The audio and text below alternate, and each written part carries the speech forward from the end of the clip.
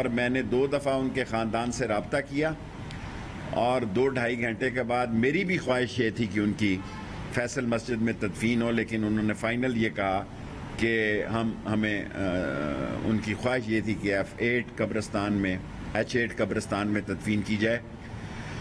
جو 2 شناختی کارڈ ایک جمع کرا رہے تھے اس کی 10,000 فیس رکھی تھی انہوں نے، آج میں نے 5,000 کر دی ہے.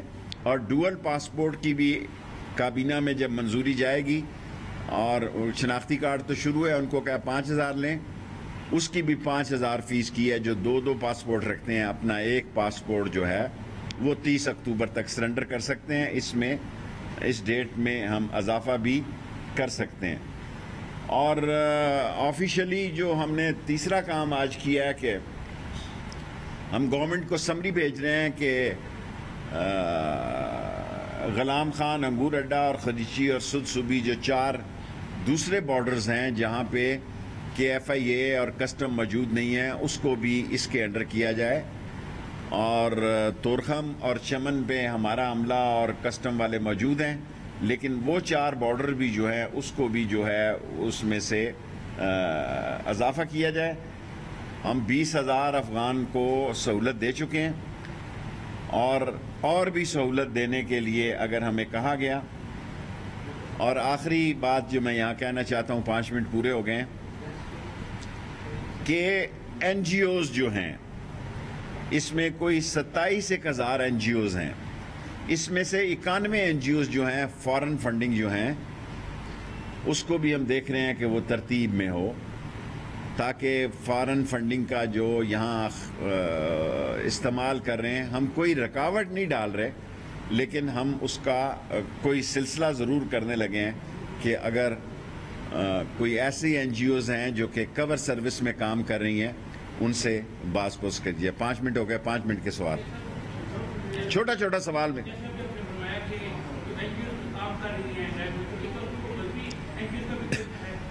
کسی کو ہم مذہب کی بنیاد پر نہ چھیڑیں گے، نہ چھیڑنا چاہتے ہیں، ہم قانون کی سطح پہ اس کو دیکھنا چاہتے ہیں. جی 1 منٹ.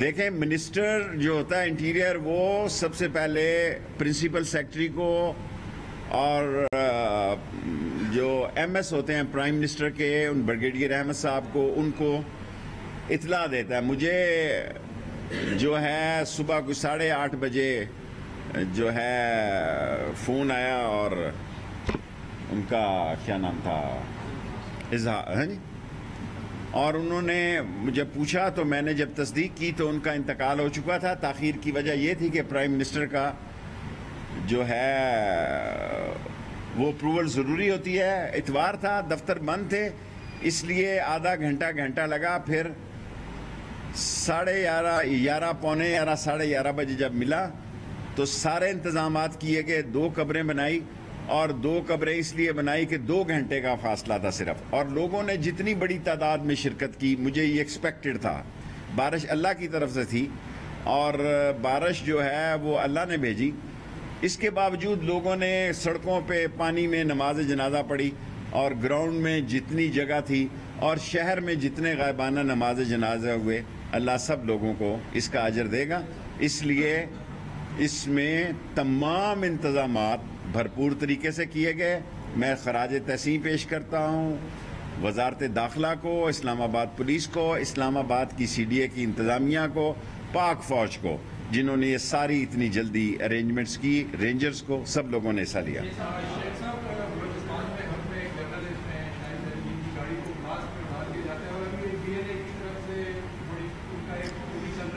دیکھیں، احتیاط کی ضرورت ہے، اور یہ میں اپوزیشن سے بھی عرض کرنا چاہتا ہوں، یہ سارا میڈیا کور کرتا ہے.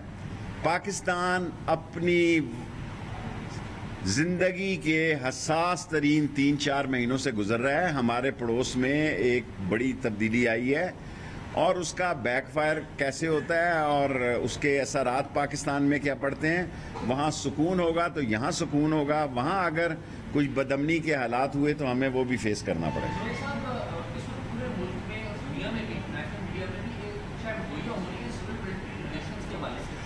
دیکھیں سول ملٹری ریلیشن پہ یا ان کے ہمارے سپوکس پرسن ہے فواد چودھری صاحب یا پرویز خٹک جواب دے سکتے ہیں.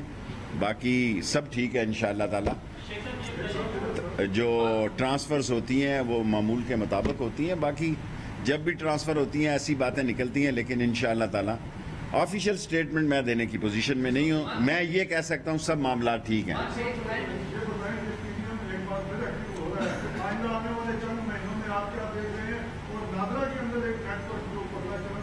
نادرا کے اندر جو نیٹ ورک پکڑا ہے 136 آدمیوں کو معطل کیا, ان کے خلاف کیسز کر رہے ہیں. اور پی ڈی ایم سیاسی طور پر جو بھی فیصلہ کرنے جا رہی ہے وہ اس خطے کے حالات کو سامنے رکھے.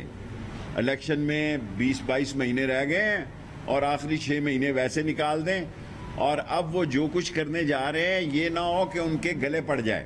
میں اتنا ہی کہہ سکتا ہوں کہ پی ڈی ایم نے پہلے بھی یہ سب کچھ کیا تھا. جب کیا تھا اس وقت حالات اور تھے. اب حالات پاکستان کے اندر انٹرنیشنلی جو معاملات چل رہے ہیں, افغانستان کے حالات کو مد نظر رکھ کر فیصلہ کریں. اگر افغانستان کے حالات کو مد نظر رکھ کر فیصلہ نہیں کریں گے تو نقصان انہی کا ہوگا.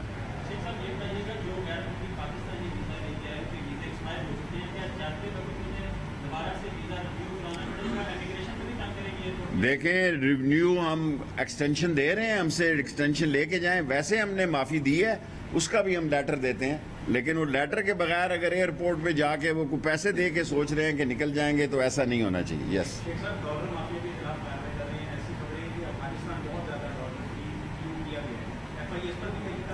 دیکھیں ایف آئی اے پاکستان کے اندر تحقیقات کر رہا ہے. ہم کسٹم ہمارے انڈر نہیں ہے. اب یہ پرابلم ہے, پاکستان کا کوئی بھی سوال ہو وہ سمجھا جاتا ہے کہ شیخ رشید یا منسٹری آف انٹیریئر جواب دے. سو کسٹم مقام کو اس کے اوپر جواب دینا چاہیے. جو ذمہ داری ہمیں سونپی گئی ہے کہ جو ہولڈنگ کر رہے ہیں ڈالرز کی, اور ان کو ہم نے آپ کو بتا دیا ہے کہ 87 آدمی جو ہیں 88 آدمی ہم نے اریسٹ کیے ہیں, اور 10-12 اور اٹھائیں گے, اور 5 بڑی کمپنیوں کی آڈٹ کرنے کا فیصلہ کیا.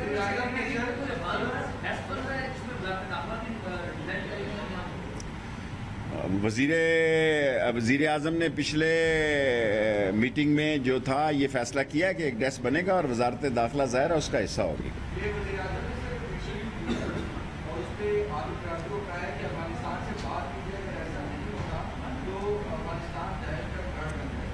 دیکھیں افغانستان کو سکون ساری دنیا کا سکون ہے, اور جو عمران خان نے کہا 100% صحیح کہا. اور یہ جو لوگ کہہ رہے ہیں, اور عمران خان ایک ہسٹری کا سٹوڈنٹ ہے اور اس نے ہسٹری کو سامنے رکھ کر یہ کہا ہے کہ افغانستان میں دنیا کو اس کے لیے اس کی مدد کرنی چاہیے. ہیومینیٹیرین گراؤنڈ پہ ہم بھی کر رہے ہیں, اور دنیا کو قدم آگے بڑھانا چاہیے. اور لاسٹ کویسچن,